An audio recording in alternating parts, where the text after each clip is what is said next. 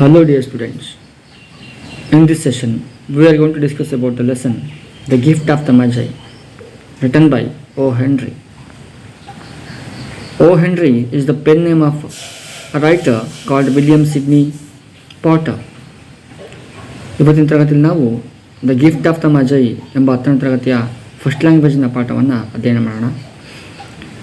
ಇಲ್ಲಿ ಬರೆದಿರುವಂಥದ್ದು ಓ ಹೆನ್ರಿ ಅಂತೇಳಿ. ಸೊ ಇವರು ನಾರ್ತ್ ಕ್ಯಾರೋಲಿನಾ ದೇಶದ ಒಬ್ಬ ರೈಟರ್ ಆಗಿದ್ದಾರೆ. Is well known as story writer. ಇವರು ಒಬ್ಬ ಒಳ್ಳೆಯ ಕಥೆಗಾರ ಅಂತೇಳಿ ಪ್ರಸಿದ್ಧರಾಗಿರುವಂಥದ್ದು. ಇವರು 600ಕ್ಕಿಂತ ಹೆಚ್ಚು ಕಥೆಗಳನ್ನ ಬರೆದಿರೋಂಥ ಒಬ್ಬ ಕಥೆಗಾರ ಮತ್ತು ಬರಹಗಾರ ಅಂತೇಳಿ ನಾವು ನೋಡ್ತೀವಿ.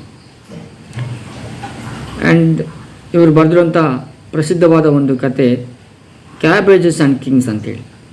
ಸೊ ಅದಿಷ್ಟು ನಮ್ಮ ವಿಲಿಯಂ ಸಿಡ್ನಿ ಪಾಟರ್ ಅಥವಾ ಅವರ ಪೆನ್ ನೇಮ್ ಆಗಿರುವಂಥ ಓ ಹೆನ್ರಿ ಅನ್ನೋ ಆಥರ್ ಬಗ್ಗೆ ಇರುವಂಥದ್ದು.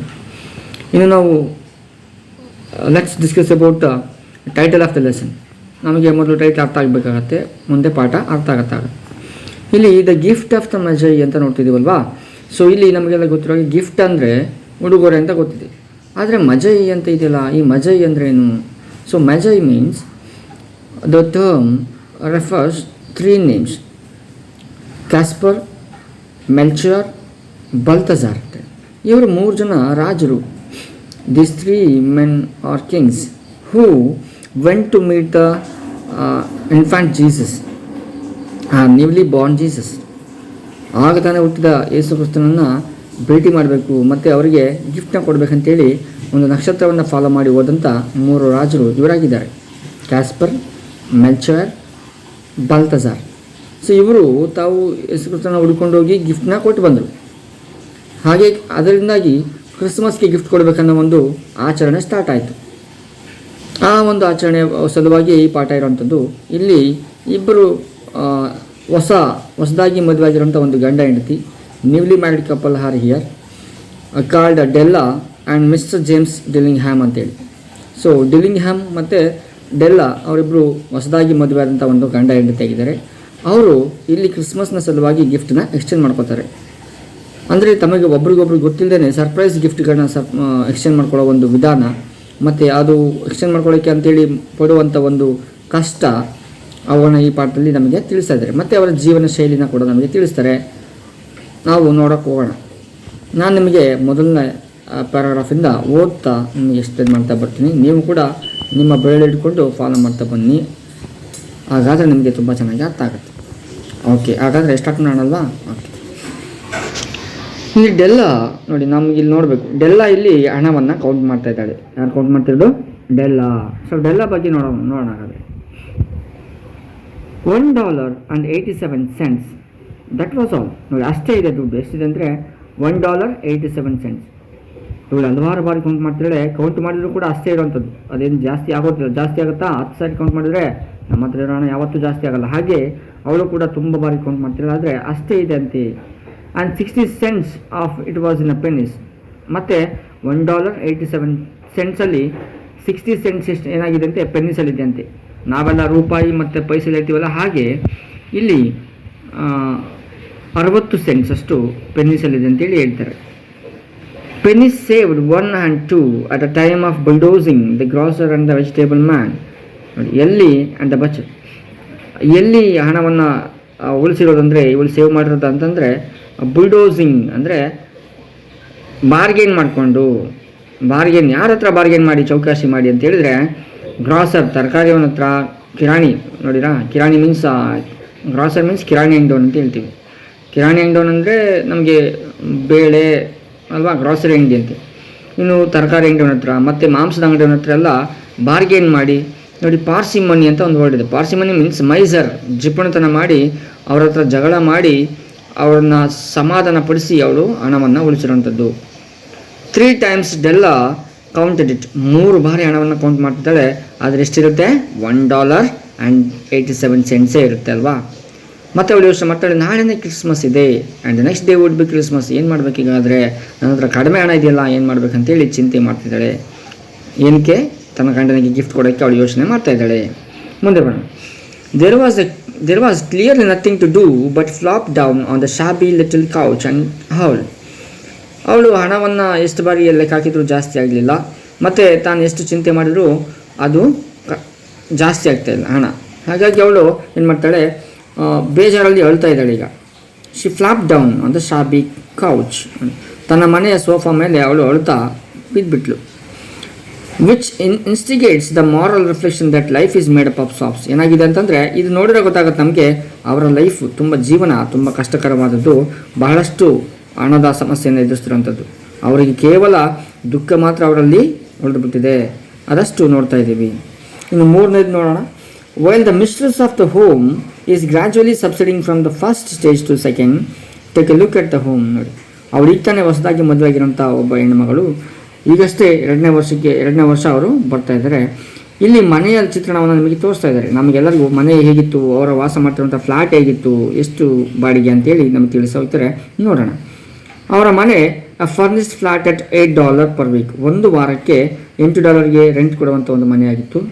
ಮತ್ತು it did not exactly beg a description, ಅಂದರೆ ಆ ಮನೆ ಬಗ್ಗೆ ಹೇಳುವಂಥ ವಿಚಾರಗಳು ಏನಿರಲಿಲ್ಲ. Impossible to describe the feature are the characteristics of the home in words. ನೋಡಿ, ಪದಗಳಲ್ಲಿ ಹೇಳೋಕ್ಕೆ ಆಗಲ್ಲ ಅಂಥ ಒಂದು ಮನೆ ಅದಾಗಿತ್ತು ಅಂತೇಳಿ ಹೇಳ್ತಾ ಹೋಗ್ತಾರೆ. ಆ ಮನೆಯ ಕೆಲವು ವಿಷಯಗಳನ್ನ ಇಲ್ಲಿ ತಿಳಿಸಿ ಹೋಗ್ತಾರೆ. ನೋಡಿ, 4ನೇ ಪ್ಯಾರಾಗ್ರಾಫಲ್ಲಿ ಗೊತ್ತಾಗುತ್ತೆ. ಇನ್ ದ ವೆಸ್ಟಿಬ್ಯೂಲ್ ಮೀನ್ಸ್ ಎಂಟ್ರೆನ್ಸ್ ಅಂತೇಳಿ.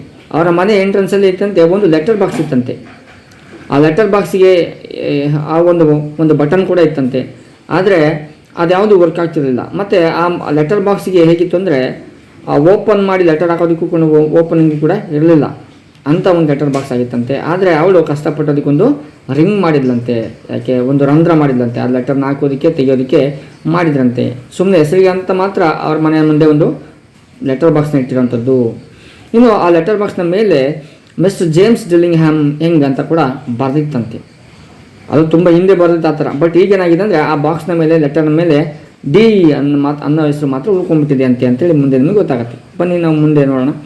The Dillingham had been flung to the freeze during a former period of prosperity when its processor was being paid $30 per week. ನೋಡಿ, ಅವನು ತುಂಬ ಹಿಂದೆ ತುಂಬ ಹಣವನ್ನು ಸಂಪಾದನೆ ಮಾಡ್ತಿದ್ದ.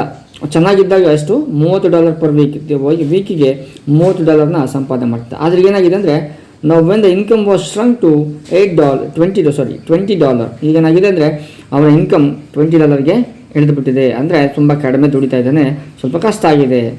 ಹಾಗಾಗಿ ರೆಸ್ಪೆಕ್ಟ್ ಅವನಿಗೆ ಸಿಗ್ತಾ ಇಲ್ಲ. ಮುಂಚೆಲ್ಲ ಅವನ full ನೇಮಿಂದ mister James Dillingham Young ಅಂತೇಳಿ ಫುಲ್ ನೇಮ್ ಹಿಡಿದು ಕರಿತಾ ಇದ್ರಂತೆ ತುಂಬ ರೆಸ್ಪೆಕ್ಟಿಂದ. ಆದರೆ ಈಗೀಗ ಏನಾಗಿದೆ ಅಂದರೆ, ಅವ್ರ ಲೆಟರ್ ಮೇಲೆ ಡಿ ಅಂತ ಕೇವಲ ಲೆಟರ್ ಬಾಕ್ಸ್ನ ಮೇಲೆ ಡಿ ಮಾತ್ರ ಉಳಿದಿದೆ. ಲೆಟರ್ ಬಾಕ್ಸ್ನ ಮೇಲೆ ಕೇವಲ ಡಿ ಮಾತ್ರ ಉಳಿದಿದೆ. ಅಷ್ಟು ಅವರಿಗೆ ರೆಸ್ಪೆಕ್ಟ್ ಕೂಡ ಸ್ಟೇಟಸಲ್ಲಿ ಸಿಗ್ತಾ ಇಲ್ಲ ಅವರ ಸಮಾಜದೊಳಗಡೆ ಅಂತೇಳಿ ನಾವು ನೋಡ್ತಾ ಹೋಗ್ತೀವಿ. But whenever Mister James Dillingham Young came home and reached, ಅವನು ಯಾವಾಗೆಲ್ಲ ಬಂದ್ರೂ ಕೂಡ ಅವನ ಹೆಂಡತಿ ಮಾತ್ರ ಅವನ್ನ ಕಡಿಮೆ ಪ್ರೀತಿಸ್ತಿರಲಿಲ್ಲ, ಮತ್ತು ಹೆಚ್ಚು ಪ್ರೀತಿಸ್ತಿದ್ಲು, ಮತ್ತು ಅವನ್ನ ಬಹಳ ಇಷ್ಟಪಡ್ತಿದ್ಲು, ಮತ್ತು ಅವನ್ನ ಹಗ್ ಮಾಡಿಕೊಂಡು ತುಂಬ ಆಪ್ಯಾಯತೆಯಿಂದ ಅವಳನ್ನ ಅಪ್ಪುಗೆಯಿಂದ ಖುಷಿಪಡಿಸ್ತಾ ಇದ್ಲು, ಅಪ್ಕೋತಾ ಇದ್ಲು ಯಾವಾಗಲೂ. ಮತ್ತು ಅವಳ ಪ್ರೀತಿಯಿಂದ ಅವನ್ನ ಜಿಮ್ ಅಂತೇಳಿ ಕರಿತಾ ಇದ್ಲು ಅಂತೇಳಿ ನೋಡ್ತಾ ಹೋಗ್ತೀವಿ. ನೀವು ಡೆಲ್ಲಾ ಬಗ್ಗೆ ನಮಗೆಲ್ಲ ಗೊತ್ತಿದೆ. ಡೆಲ್ಲಾ ನಮ್ಮ ಮಿಸ್ಟರ್ ಜೇಮ್ಸ್ ಡಿಲ್ಲಿಂಗ್ಹ್ಯಾಮ್ ಯಂಗ್ ಅವರ ಹೆಂಡತಿ. ಆಗಲೇ ನಾವು ಪರಿಚಯ ಮಾಡ್ಕೊಂಡಿದ್ದೀವಿ, ಅವಳು ಹಣವನ್ನು ಕೌಂಟ್ ಮಾಡುವಾಗಲ್ವಾ. ಸೊ ಅವಳೇ ಮಿಸ್ಟರ್ ಜೇಮ್ಸ್ ಡಿಲ್ಲಿಂಗ್ಹ್ಯಾಮ್ನ ಹೆಂಡತಿ. ಈಗ ಡೆಲ್ಲಾ ಅಳ್ತಾ ಇದ್ಲಲ್ವಾ, ಅದಕ್ಕೆ ಮುಂಚೆ ತನ್ನ ಮನೆಯ ಸೋಫಾ ಮೇಲೆ ಮಲ್ಕೊಂಡು ಅಳ್ತಾ ಇದ್ಲಲ್ವಾ. ಈಗ ಅಲ್ಲಿಂದ ಮತ್ತೆ ಕಂಟಿನ್ಯೂ ಮಾಡೋಣ. ಇದುವರೆಗೂ ಮನೆಯ ಮತ್ತು ಅವರ ಆದಾಯದ ಒಂದು ಪರಿಚಯವನ್ನು ಮಾಡಿಕೊಟ್ರು. ಈಗ Della finished her cry and attended to her cheeks with a powder. ಏನಾಯಿತು ಅಂದರೆ, ಡೆಲ್ಲಾ ತನ್ನ ಅಳೋದನ್ನು ನಿಲ್ಲಿಸಿ ಒಂದು ಸಣ್ಣ ಮೇಕ್ ಓವರ್ ಮಾಡ್ಕೊತಿದ್ದಾಳೆ ಮುಖಕ್ಕೆ ಪೌಡರ್ ಹಾಕ್ಕೊಂಡು ಮತ್ತೆ ರೆಡಿ ಆಗ್ತಿದ್ದಾಳೆ. ಹಾಗಾದರೆ ಎಲ್ಲಿ ರೆಡಿ ಆಗ್ತಿದ್ದಾಳೆ ಅಂತೇಳಿ ನಮಗೆಲ್ಲ ಗೊತ್ತಾಗಿದೆ ಅಲ್ವಾ. ಮೋಸ್ಟ್ಲಿ ಅವಳು ಗಿಫ್ಟ್ ತರೋದಕ್ಕೆ ರೆಡಿ ಆಗ್ತಿರ್ಬೋದು ಅಂತ ಕಾಣುತ್ತೆ ಅಲ್ವಾ. ನೋಡೋಣ ಮುಂದೆ ಆ ವಿಷಯದಲ್ಲಿ ತಿಳ್ಕೊಳ್ಳೋಣ. ಡೆಲ್ಲಾ ಮುಖಕ್ಕೆ ಪೌಡರ್ ಹಾಕ್ಕೊಂಡು ಮುಂದೆ ನೋಡ್ತಾ ಇದ್ದಾಳೆ. She stood by the window and looked out dully at a grey cat walking a grey fence in a grey backyard. ನೋಡಿ, ಅಲ್ಲಿ ಒಂದು ಕಲರ್ನ ಅವರು ತೋರಿಸ್ತಾ ಇದ್ದಾರೆ. ಗ್ರೇ ಮೀನ್ಸ್ ನಾಟ್ ಇಂಟ್ರೆಸ್ಟೆಡ್ ಅಲ್ವಾ. ತುಂಬ ಇಂಟ್ರೆಸ್ಟಿಂಗ್ ಕಲರ್ ಏನಲ್ಲ ಗ್ರೇ. ಯಾರೂ ಆ ಕಲರ್ನ ಇಷ್ಟಪಡೋದಿಲ್ಲ. ಅಂದರೆ ಆ ಮನೆಯ ವಾತಾವರಣ, ಮನೆಯ ಸುತ್ತಮುತ್ತಲಿನ ವಾತಾವರಣ ಹೇಗಿತ್ತು ಅಂದರೆ ಹಾಗಿತ್ತು. ತುಂಬ ಕಲರ್ಫುಲ್ ಏನಿಲ್ಲ, ಆಯಿತಾ, ಯಾವುದೋ ಒಂದು ಸ್ಲಮ್ಮಲ್ಲಿರೋ ರೀತಿ ಅಥವಾ ಎಲ್ಲೋ ಊರಿನ ಆಚೆಯಲ್ಲಿರುವ ಒಂದು ವಾತಾವರಣ ಕಾಣ್ತಾ ಇದೆ ಮನೆ. ಇನ್ನು tomorrow would be Christmas day. ಮತ್ತು ಅವಳು ಯೋಚನೆ ಮಾಡ್ತಾಳೆ, ನಾಳಿನ ಕ್ರಿಸ್ಮಸ್ ಡೇ ಬಂತಲ್ಲ, ಏನು ಮಾಡಬೇಕು, ನನ್ನ ಹತ್ರ ಕೇವಲ ಎಷ್ಟಿದೆ, $1.87 ಮಾತ್ರ ಇದೆ, ಇದರಲ್ಲಿ ನಾನು ಗಿಫ್ಟನ್ನು ಹೇಗೆ ಕೊಂಡ್ಕೊಳ್ಳಿ ಅಂತ ಅವಳು ಯೋಚನೆ ಮಾಡ್ತಿದ್ದಾಳೆ. She had been saving every penny she could for months. ನೋಡಿರಾ, ತಿಂಗಳಾನುಗಟ್ಟಲೆ ಕಷ್ಟಪಟ್ಟು ತನ್ನ ಹಣವನ್ನು ಉಳಿಸಿರೋಂಥದ್ದು, ಬಾರ್ಗೇನ್ ಮಾಡಿ ಚೌಕಾಸಿ ಮಾಡಿ ಹಣವನ್ನು ಉಳಿಸಿದ್ದಾಳೆ. ಮತ್ತು ಅವಳ ಮನೆಗೆ ಖರ್ಚು ಜಾಸ್ತಿ ಇತ್ತಂತೆ, ತನ್ನ ಗಂಡ ದುಡಿಯುವಂಥ $20 ಹೆಚ್ಚಿನ ಖರ್ಚು ಆಗ್ತಿತ್ತಂತೆ. ಹಾಗಾಗಿ ಅಷ್ಟು ಕಷ್ಟಪಟ್ಟು ಕೇವಲ $1.87 ಮಾತ್ರ ಉಳಿಸ್ತಾಳೆ. ಈಗ ಅದರಲ್ಲಿ ತನ್ನ ಗಂಡನಿಗೆ ಗಿಫ್ಟ್ ತೊಗೋಬೇಕು ಅಂತೇಳಿ ಕೂಡ ಯೋಚನೆ ಮಾಡ್ತಿದ್ದಾಳೆ. And something fine and rare and sterling something just a little bit near to being worthy of honour of being owned by Jim. ಅಂದರೆ ಅವಳು ಹೇಳ್ತಿರೋದು ಯಾವ ರೀತಿ ಗಿಫ್ಟ್ ತೊಗೋಬೇಕಂದ್ರೆ, ಜಿಮ್ಮು ಖುಷಿ ಪಡಬೇಕು, ಮತ್ತು ಅಪರೂಪದ ಗಿಫ್ಟ್ ಆಗಿರಬೇಕು, ಮತ್ತು ಕಡಿಮೆಗೂ ಸಿಗಬೇಕು, ಆ ರೀತಿ ಯೋಚನೆಯನ್ನು ಮಾಡ್ತಿದ್ದಾಳೆ. ಹೇಗಾದರೂ ಮಾಡಿ ಒಂದು ಗಿಫ್ಟ್, ಒಳ್ಳೆ ಗಿಫ್ಟ್ ತರಬೇಕಲ್ಲ, ಜಿಮ್ ಅದನ್ನು ಇಟ್ಕೊಂಡ್ರೆ ಖುಷಿ ಪಡಬೇಕು ಅವನು, ಅದರಿಂದ ಫೀಲ್ ಆಗಬೇಕು, ಪ್ರೌಡ್ ಫೀಲಿಂಗ್ ಆಗಬೇಕು ಅವನಿಗೆ, ಆ ಥರದ ಒಂದು ಗಿಫ್ಟ್ ನಾನು ತರಬೇಕಲ್ಲ ಅಂತೇಳಿ ಅವಳು ಯೋಚನೆ ಮಾಡ್ತಿದ್ದಾಳೆ. ಮುಂದೆ ಬರೋಣ. ಆದರೆ ಮುಂದೆ ಅವ್ರ ಮನೆಯ ಪರಿಸ್ಥಿತಿ ಕೂಡ ಮತ್ತೊಮ್ಮೆ ಈ ಥರ ಯೋಚನೆ ಮಾಡ್ತಿರೋಂಥ ಡೆಲ್ಲನ ಮನೆಯ ಒಂದು ವಿಷಯಗಳನ್ನ ಕೂಡ ಮತ್ತೆ ನಮ್ಮ ಕವಿ ತೆಗಿತಾರೆ. ಅಂದರೆ ಇದು ಪ್ಯಾಥೋಸ್ ಜೊತೆಗೆ ಹ್ಯೂಮರಸ್ನ ಮಿಕ್ಸ್ ಮಾಡಿ ನಮ್ಮ ಹೆನ್ರಿ ಅವರು ನಮಗೆ ಚಿತ್ರಣವನ್ನು ಕೊಡ್ತಿರೋವಂಥದ್ದು. ಅಂದರೆ ಅವರ ಕಷ್ಟಗಳು ನೋಡುವಾಗ ಪ್ಯಾಥೋಸ್ ಆಗುತ್ತೆ, ಅಂದರೆ ತುಂಬ ಬೇಜಾರಾಗುತ್ತೆ. ಆದರೆ ಕೆಲವು ಮನೆಯ ಲಕ್ಷಣಗಳನ್ನ ತಿಳಿಸುವಾಗ ನಗು ಬರುತ್ತೆ. ಫಾರ್ ಎಕ್ಸಾಂಪಲ್, ನಾವು ನೋಡಿದ್ವಿ ಮುಂಚೆ ಆ ಲೆಟರ್ ಬಾಕ್ಸಲ್ಲಿ ನೋಡುವಾಗ ಅಷ್ಟೊಂದೇನು ಚೆನ್ನಾಗಿರಲಿಲ್ಲ ಅಲ್ವಾ, ಮನೆ ಕೂಡ $80 ಇರುವಂಥದ್ದು ರೆಂಟಿಗೆ. ಇಲ್ಲಿ ಮತ್ತೊಂದು ವಿಷಯ ಹೇಳ್ತೇವೆ. There was a pier glass between the windows of the room, perhaps you have seen a pier glass in a $8 flat. ಆ ಮನೇಲಿದ್ದಂಥ ಕನ್ನಡಿ ಹೇಗಿತ್ತು ಅಂದರೆ, ತಾನು ಮೇಕ್ ಓವರ್ ಮಾಡ್ಕೊಳ್ಳೋಕ್ಕೆ ಅಥವಾ ಮೇಕಪ್ ಮಾಡ್ಕೊಳ್ಳೋಕ್ಕಿರುವಂಥ ಕನ್ನಡಿ ಕೂಡ ಸಣ್ಣದು, ತುಂಬ ಅಗಲವಾಗಿಲ್ಲ, ತುಂಬ ನ್ಯಾರೋ ಆಗಿರುವಂಥ ಒಂದು ಮಿರರ್ ಇದೆ. A very thin and very agile person May by observing is reflection. ನೋಡಿ ಏನಾಗ್ಬೋದು ಅಂದರೆ, ತುಂಬ ಸಣ್ಣಗಿರುವಂಥ ತೆಳುವಾಗಿರುವಂಥ ವ್ಯಕ್ತಿ ಮಾತ್ರ ಅದನ್ನು ನೋಡ್ಕೋಬೋದು, ಆಯಿತಾ. ಅಷ್ಟು ಸಣ್ಣ ಕನ್ನಡಿ, ಅದು 2 ಕಿಟಕಿ ನಡುವೆ ಇರುವಂಥ ಒಂದು ಗ್ಯಾಪಲ್ಲಿ ಅದನ್ನ ಫಿಕ್ಸ್ ಮಾಡಿಬಿಟ್ಟಿದ್ದಾರೆ. ಇನ್ನು ಹೇಗಿತ್ತು ಅಂದರೆ ಲಾಂಜಿಟ್ಯೂಡ್ನಲ್ ಸ್ಟ್ರಿಪ್ಸ್. ನೋಡಿ, ಲಾಂಜಿಟ್ಯೂಡ್ನಲ್ ಅಂದರೆ ಉದ್ದವಾಗಿರುವಂಥದ್ದು, ನೀಳವಾಗಿರುವಂಥ ಕನ್ನಡಿ. ಅದು ಅಂದರೆ ತುಂಬ ತೆಳುವಾಗಿರೋರು ಮಾತ್ರ ನೋಡ್ಕೋಬೋದು. ಅವಳು ಅಬ್ಸರ್ವ್ ಮಾಡ್ತಿರ್ತಾಳೆ ಆ ಕನ್ನಡಿಯಲ್ಲಿ. ಮತ್ತು ಅವಳು ಕೂಡ ಮಾಸ್ಟರ್ಡ್ ಅಂತೆ ಆ ಒಂದು ಕಲೆಯಲ್ಲಿ ನೋಡ್ಕೊಳ್ಳೋದ್ರಲ್ಲಿ, ಅಬ್ಸರ್ವ್ ಮಾಡೋದ್ರಲ್ಲಿ ಅಲ್ಲೂ ಕೂಡ ಅವಳು ಅದರಲ್ಲಿ ಮಾಸ್ಟರ್ ಮಾಡಿದ್ದಾಳಂತೆ. ಅಂದರೆ ಮಿಡಲ್ ಕ್ಲಾಸ್ ಫ್ಯಾಮಿಲಿಯವ್ರ ಮೈಂಡ್ ಸೆಟ್ ಗೊತ್ತಾಗುತ್ತೆ. ನಾವೇನಾಗ್ತೀವಿ ಅಂದರೆ ಆ ಇರುವಂಥ ವ್ಯವಸ್ಥೆ ಜೊತೆಗೆ ನಾವು ಅಡ್ಜಸ್ಟ್ ಮಾಡ್ಕೊಬಿಡ್ತೀವಲ್ವಾ, ಹಾಗೆ ಅಡ್ಜಸ್ಟ್ ಮಾಡ್ಕೊತಿದ್ದಾಳಂತೆ ಅವಳು. ಹಾಗೆ ಅಡ್ಜಸ್ಟ್ ಮಾಡ್ಕೊಳ್ಳೋದ್ರಲ್ಲಿ ಅವಳು ಮಾಸ್ಟರ್ ಆಗಿದ್ದಾಳೆ ಅಂತೇಳಿ ಕೂಡ ಅವ್ರು ಹೇಳ್ತಾ ಹೋಗ್ತಾರೆ. ಹಾಗೆ ನೋಡ್ಕೊಳ್ಳುವಾಗ, ಅಬ್ಸರ್ವ್ ಮಾಡುವಾಗ, suddenly she world from the window and stood before the glass. ನೋಡಿ, ಸಡನ್ನಾಗಿ ಮಾಡಲು ಅವಳು ಕನ್ನಡಿ ಮುಂದೆ ನಿಂತ್ಕೊಂಡು ನೋಡ್ಕೋತಾಳೆ, ಅವಳನ್ನು ನಾವು ನೋಡ್ಕೋತಾಳೆ. Her eyes were shining brilliantly. ಅವಳ ಕಣ್ಣುಗಳು ಹೊಳಿತಾ ಇದ್ವಂತೆ. But her face had lost its colour within 20 seconds. ನೋಡಿ, ಅದು ನೋಡ್ಕೊಳ್ಳುವಾಗಲೇ ಬಹಳ ಖುಷಿಯಿಂದ ನೋಡ್ಕೊತಿದ್ದ, ಆದರೆ ವಿತಿನ್ 20 ಸೆಕೆಂಡ್ಸ್ ಅವಳಿಗೆ ತನ್ನ ಕಲರೇ ಕಡಿಮೆ ಆಗಿಬಿಡ್ತು. ಅಂದರೆ ಸ್ವಲ್ಪ ಅವಳಿಗೆ ನೆನಪಾಯಿತು, ಮತ್ತೆ ಏನು ನನ್ನ ಹತ್ರ ದುಡ್ಡಿಲ್ಲ, ಗಿಫ್ಟ್ ತೊಗೋಬೇಕು, ನಾಳೆನೇ ಕ್ರಿಸ್ಮಸ್ ಅನ್ನೋ ನೆನಪಾಯಿತು. ಮತ್ತು ಅವಳಿಗೆ ಬೇಜಾರಾಯಿತು. She pulled down her hair and let it fall it to its full length. ಮತ್ತೇನು ಮಾಡಿದ್ಲು, ತನ್ನ ತಲೆ ಕೂದಲನ್ನ ತಲೆಯಿಂದ ತೆಗೆದು, ಅಂದರೆ ಶಿ ಹ್ಯಾಡ್ ಪ್ಲೇಟೆಡ್, ಅದನ್ನ ಪ್ಲೇಟ್ ಮಾಡಿದ್ಲು. ಅದನ್ನ ಮತ್ತೆ ಏನು ಮಾಡ್ತಾಳೆ, ಬಿಡಿಸ್ಬಿಡ್ತಾಳೆ. ಬಿಡಿಸಿ ಏನು ಮಾಡ್ತಾಳೆ, ಅದನ್ನ ಕೆಳಗಡೆ ಬಿಟ್ಬಿಡ್ತಾಳೆ. ಮತ್ತೆ ನೋಡ್ಕೊತಾಳೆ. ನೋಡಿ, ಮುಂದೆ ಗೊತ್ತಾಗ್ತದೆ. ನಾವು ದೇರ್ ವರ್ 2 ಪೊಸೆಷನ್ಸ್. ನೋಡಿ, ಅವಳು ಬಿಟ್ಟು ತಲೆ ಕೂದಲು ಬಿಟ್ಬಿಟ್ಲು ಅಷ್ಟೇ. ಇಲ್ಲಿ 2 ವಿಷಯಗಳನ್ನ ಹೇಳ್ತಾರೆ. ನಮ್ಮ ಡೆಲ್ಲಿಂಗ್ಹ್ಯಾಮ್ ಮನೆಯಲ್ಲಿ 2 ವಿಷಯಗಳು ಬಹಳ ಪ್ರಸಿದ್ಧವಾದವು, ಮತ್ತು ಅವರಲ್ಲಿರುವಂಥ 2 ಆಸ್ತಿ ಯಾವುದಂತೇಳಿ ನಿಮಗೆ ಪರಿಚಯ ಮಾಡ್ತಾರೆ. ಇಂಥ ಮಿಡಲ್ ಕ್ಲಾಸ್ ಫ್ಯಾಮಿಲಿರುವಂಥ 2 ಅಪರೂಪದ ಆಸ್ತಿಗಳಿದಾವಂತೆ. ಅದು ಯಾವುದು ಅಂತೇಳಿ ನೋಡೋಣ. One was Jim's gold watch that had been his father's and his grandfather's. ಒಂದೇನಪ್ಪ ಅಂದರೆ ಆ ಗೋಲ್ಡ್ ವಾಚ್ ಅವರ ತಾತನಿಂದ ಅವರ ತಂದೆಯಿಂದ ಕೊಡಲ್ಪಟ್ಟಂಥ ಒಂದು ಗೋಲ್ಡ್ ವಾಚ್ ಇತ್ತಂತೆ, ಅದೊಂದು ಇವರ ಆಸ್ತಿ. ಇನ್ನೊಂದು ದ ಅದರ್ ವಾಸ್ ಡೆಲ್ಲಾಸ್ ಹೇರ್. ಇನ್ನೊಂದು ಆಸ್ತಿ ಯಾವುದಪ್ಪ ಅಂದರೆ ಡೆಲ್ಲನ ಹೇರ್. ಅಂದರೆ ಡೆಲ್ಲನ ಹೇರ್ ಆಸ್ತಿ ಅಂದರೆ ಯೋಚನೆ ಮಾಡಿ, ಎಷ್ಟು ಬ್ಯೂಟಿಫುಲ್ ಆಗಿರ್ಬೋದು, ಎಷ್ಟು ಲಾಂಗ್ ಇರ್ಬೋದು ಅಲ್ವಾ. ಅದೇ ಒಂದು ವೆಲ್ತ್ ಅಂತ ಅವ್ರು ಹೇಳ್ತಾ ಇದ್ದಾರೆ. ಒಂದು ವೇಳೆ ಅವಳ ತಲೆ ಕೂದಲನ್ನ ವರ್ಣನೆ ಮಾಡುವಾಗ ಹೇಳ್ತಾರೆ, ತುಂಬ ಚೆನ್ನಾಗಿ ಹೇಳ್ತಾರೆ ನೋಡಿ ನಮ್ಮ ಕವಿ. ಒಂದು ವೇಳೆ ಅಲ್ಲಿ ಶಬಾ ಏನಾದ್ರು ಇದ್ದಿದ್ರೆ, ದ ಕ್ವೀನ್ ಶಬಾ ಅಲ್ಲಿ ಯಾವ ಏರಿಯಾದಲ್ಲಿ ವಾಸ ಮಾಡ್ತಾ ಇರೋದಾಗಿದ್ದರೆ, ಅವಳಿಗೆ ಹರ್ಟ್ ಮಾಡೋಕ್ಕೆ ಈ ನಮ್ಮ ಡೆಲ್ಲ ತಲೆ ಕೂದಲನ್ನ ಕಿಟಕಿಯಿಂದ ಹೊರಗಡೆ ಬಿಟ್ಟು ತೋರಿಸ್ತಿಲ್ಲಂತೆ. ಅಂದರೆ ಅವಳ ಶಬನ ಜ್ಯುವೆಲ್ರಿಗೆ ಸಮಾನ ನನ್ನ ಕೂದಲು ಅನ್ನೋ ಮಟ್ಟಿಗೆ ಇವಳು ಕೂಡ ತೋರ್ಸೋಕ್ಕೆ ಬಿಡ್ತಿದ್ಲು, ಬೇಕಾದರೆ ಅವಳು ಇದ್ದಿದ್ರೆ ರಾಣಿ ಇದ್ದಿದ್ರೆ ಅನ್ನೋ ಮಟ್ಟಿಗೆ ಅವ್ರು ಹೇಳ್ತಾ ಇದ್ರು. ಅಂದರೆ ಅಷ್ಟು ಚೆನ್ನಾಗಿತ್ತು ಕೂದಲು ಅಂತೇಳಿ. ಅಂದರೆ ಆ ಕ್ವೀನ್ ಶಬಾನ ಜ್ಯುವೆಲ್ರಿನ ಕೂಡ ಮೀರಿಸುವಂಥ ತಲೆ ಕೂದಲು ಅವಳಲ್ಲಿತ್ತು ಅಂತೇಳಿ ಹೇಳ್ತಾರೆ. ಒಂದು ವೇಳೆ ಅವ್ರು ಇದ್ದಿದ್ರೆ, ಶಬಾ ಇದ್ದಿದ್ರೆ ಮಾಡ್ತಿದ್ದಂತೆ ಇವಳು ಹಾಗೆ ತಲೆ ಕೂದಲನ್ನ ಬಿಟ್ಟು ಅವಳಿಗೂ ತೋರಿಸ್ಕೊತಿದ್ಲಂತೆ, ಬಿಲ್ಡಪ್ ತೊಗೋತಿದ್ಲಂತೆ. ಅದೇ ರೀತಿ ಇನ್ನು ನಮ್ಮ ಜಿಮ್ ಬಗ್ಗೆ ಹೇಳ್ಬೇಕಂತಂದರೆ, ಅವನು ಕೂಡ ಒಂದು ವೇಳೆ ಸೊಲೊಮನ್ ರಾಜ ಏನಾದರೂ ಅವನ ಮುಂದೆ ವಾಚ್ಮನ್ ಆಗಿದ್ದಿದ್ರೆ, ನೋಡಿ ಜೆನೆಟರ್ ಅಂದರೆ ವಾಚ್ಮನ್ ಅಥವಾ ಗೇಟ್ ಕೀಪರ್ ಆಗಿದ್ದಿದ್ರೆ, ಇವನು ಕೂಡ ಯಾರು ನಮ್ಮ ಜಿಮ್ ಅವನು ಕೂಡ ಏನು ಮಾಡ್ತಿದ್ದ ಅಂದರೆ ತನ್ನ ಗೋಲ್ಡ್ ವಾಚ್ನ ತೆಗೆದು ಪದೇ ತೆಗೆದು ತೋರಿಸ್ತಿದ್ದಂತೆ. ಅವರಿಗೂ ಅಸೂಯೆ ಆಗಲಿ, ಅವರು ನನ್ನ ವಾಚ್ ನೋಡಿ ಹೊಟ್ಟೆ ಕಿಚ್ಚುಪಡಲಿ ಅಂತೇಳಿ ಇವರು ಕೂಡ ಮಾಡ್ತಿದ್ರಂತೆ.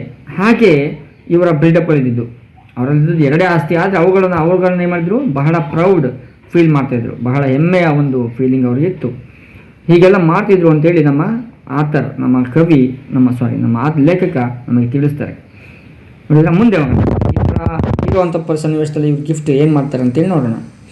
So now Della's beautiful hair fell about her rippling and shining like a cascade of brown waters. ಅವ್ರು ಮತ್ತೆ ಹೇಳ್ತಾರೆ ಅವರ ತಲೆ ಕೂದಲು ಹೇಗಿತ್ತು ಅಂತೇಳಿ ಹೇಳ್ತಾರೆ. ನೋಡಿ, ಅದು it was like a water fall. Cascade means water fall. ಹೇಗಿತ್ತು ಅಂದರೆ ಬ್ರೌನ್ ವಾಟರ್ ಫಾಲ್ ಥರ ಜರಿ ಥರ ಬಿದ್ದಿತ್ತಂತೆ, ಅಷ್ಟು ಉದ್ದ ಇತ್ತಂತೆ.